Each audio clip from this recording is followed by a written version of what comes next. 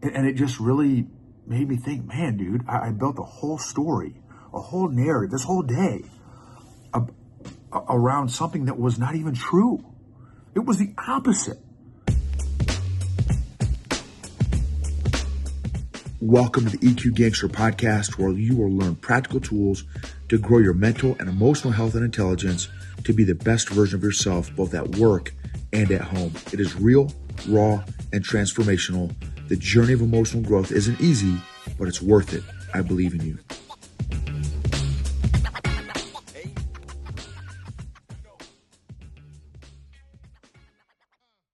This episode is sponsored by Arrowhead Leadership Consulting. What are your organization's biggest pain points right now? Low EQ leaders, weak managers, toxic culture, high turnover, low engagement, leader development, lagging behind company growth, no company career path. Let us know if your organization needs leadership coaching, workshops, training, or keynotes. Visit arrowhead-leadership.com for more details. Arrowhead-leadership.com. EQ Gangsters. So I am thankful for windows. I am thankful for sunroofs. I'm thankful for sun. I'm thankful for the moon. I'm thankful for night. I'm thankful for sleeping. I'm thankful for naps.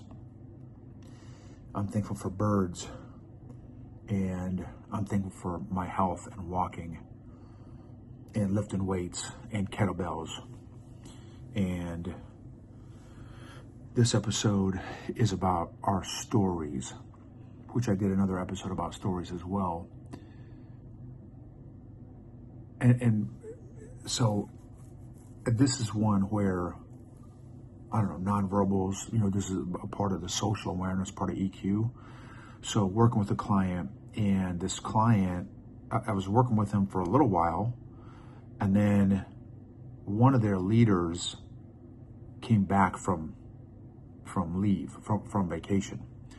And she was on vacation with her family. Comes to the organization. I had not met her yet in working with this client, and she comes back now. Never worked with her before, never met her before, and very DC, dominant, conscientious personality. And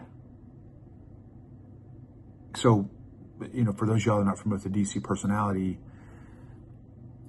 very business oriented, right? So business, I would argue, right? So business, or business. And so I'm working with her, working with her team and stuff. And again, she's all business. And so the nonverbals I was getting is I was reading like, oh man, she is pissed. I said something or did something in some of these workshops that she did not dig. But I was, so I was kind of reflecting like, okay, what part of the workshop set her off, or what was it? Was it something that I said, or part of the workshop one of the exercises that I did with the team that she did not dig, or something? And I was kind of struggle bus. And then it turned into a narrative. I mean, like, again, I told you I'm still working on my people-pleasing addiction, right? So I'm like, oh man, so here's the story. Oh man, I'm getting a side eye from this lady. And she is, and I could see her talking to one or two of the other leaders, and once when I was looking in that group's direction, they were looking at me. So I'm like, okay, I know she does not. I pissed her off, and she's talking trash about me to these other leaders with this client that I've been working with for a hot minute. So now I'm like, oh, gee whiz, so now I'm like, okay. And so boom, so now I'm like, okay, she's pissed, and she's already started to talk trash about me. I'm like, okay. So now I'm doing this whole evaluation. Okay, what did I say? What did I do? Was I putting off some nonverbals? Did I say something stupid, right? Influencer personality. It's not super far out of the realm that maybe I said something that upset her or whatever. and I know I'm rubbing up against this whole people pleasing thing, but I'm like, I don't want to be a people pleaser, but I also don't want her to be pissed unnecessarily. And if I need to apologize, like I need to address this, right? Because if she keeps talking trash about me to her team, to this team that she's on, obviously I don't want that either, because that's going to make future workshops very tough to do. And so I'm like, okay, towards the end of this workshop or after the workshop, I'll pull her aside and say, hey, look, I can tell I said something or did something that really upset you, offended you, pissed you off. Help me out. What did I do? What did I do? What did I say? I want to make it right. Like I want to apologize. And so boom. And again, so that the rest of the day, I'm kind of chewing. Okay, what? Because the whole time I'm getting these nonverbals, right? She's pissed. And I'm like, no, but chill, dude. Like chill.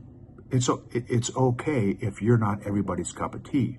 So now I slowly start to be aware of this story that I'm building, this big story that, okay, I pissed her off, and thankfully it wasn't so much that, okay, she doesn't like me, which is fine, which it didn't used to be fine in my people-pleasing addiction, right? I never wanted somebody to not like me. Now, I'm fine if somebody doesn't like me.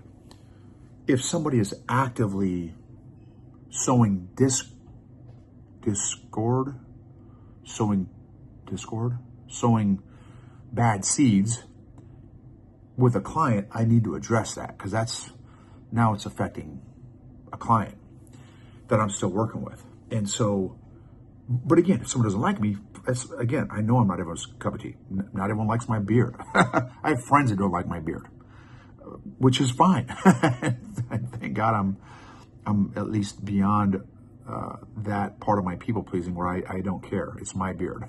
You don't have to wear my beard. I do. Whatever. And so anyway, and it was just starting to like really take over my thoughts of, okay, I'm going to address it at this time, at this part of the work, once the workshop's over, and this is what I'm going to say. And I'm trying to kind of script out my outline of what I'm going to say, because I'm already starting to feel like getting a little emotional, of just like, not emotional, like, but I'm getting antsy, right? And a little bit anxious about having this conversation. I'm like, hey dude, stop, like just chill out. If she doesn't like you, that's totally fine. Once you address it, now you called her out, and you can bring up, hey, saw you, communicating with some of your colleagues, and just want to make sure that whatever I did or said does not affect the team that I'm working with here, right? So boom, I had this whole thing going on, and sure enough, workshop was over, but I got caught up talking to some of these other leaders, and so I forgot to, hey, Susie, can I run something by you? So everyone kind of already left, except for these leaders I was talking to. So anyway, so boom, I go out to the parking lot. Well, sure enough, there she is with a couple of the leaders, and they're talking, and I was like, okay, part of me was like, oh crap, I know she's probably been talking trash about me. And I still need to have this conversation, because I was going to do another workshop, the next day. And so I want to address it before my next workshop. And so I come up, and she's like, this is what she said to these two guys that she was talking to. She's like, oh man, Noble, I was just telling him how much I loved working with you in your workshop today. And I was like, what? And she's like, and this other guy's like, oh yeah, dude. Yeah, she said because obviously this is her first time back. She hasn't ever been in any workshops yet. He said, and I've been telling her, oh man, we love work with Noble in the workshops and stuff. And he's like, yeah, dude, she loved your workshops too. And he's like, yeah, join the crowd. Like we're loving his workshops. And she's like, oh yeah, man, I love your interaction, your energy and stuff. And I'm just like, I mean, it was a complete what do you call it, brain rub for me, right? It just completely rubbed me, not sideways, but like it was completely not what I was expecting. Like I was emotionally, I was ready to kind of, I don't want to say fight, but like, to address this conflict issue. And it just completely caught me off guard. And so, and it just really made me think, man, dude, I built a whole story, a whole narrative, this whole day around something that was not even true. It was the opposite. Like, she actually dug me, dug my stuff, my workshop and stuff. And it's like, man, I completely misread that. So in terms of like social awareness, now, to my defense, again, she's a dominant conscientious. So, and a lot of times dominant conscientious personalities, men and women, can have very intense focus face. I call them focus faces because they can go into their thinking mode and they can look like they're upset.